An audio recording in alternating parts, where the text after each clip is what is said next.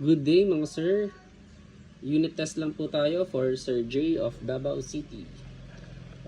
VM9 Gen 2 with semi and full auto function.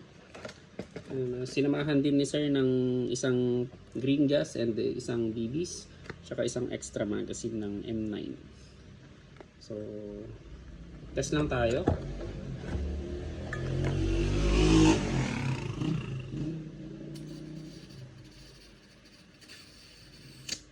So, ayan. Then, itest na rin natin yung isang magazine. Kung may leak o wala.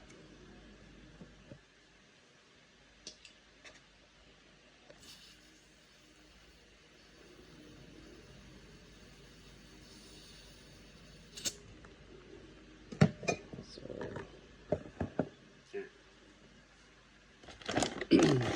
so gagamit tayo ng JER BBs. My favorite BBs. Mura na. And pangmasa.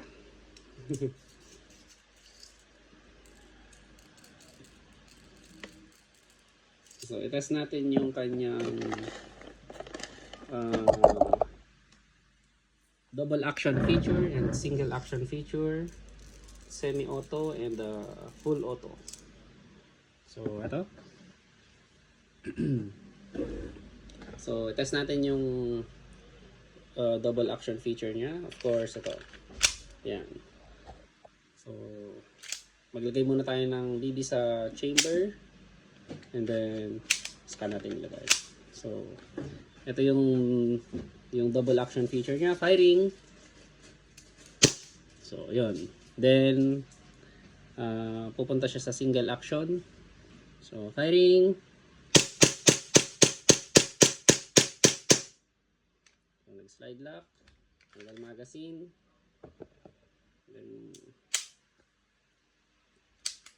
ayan. So yung full auto pa pala. So balik natin doon sa slide lock. Then saka natin ilagay sa full auto. So ayan yung full auto switch niya.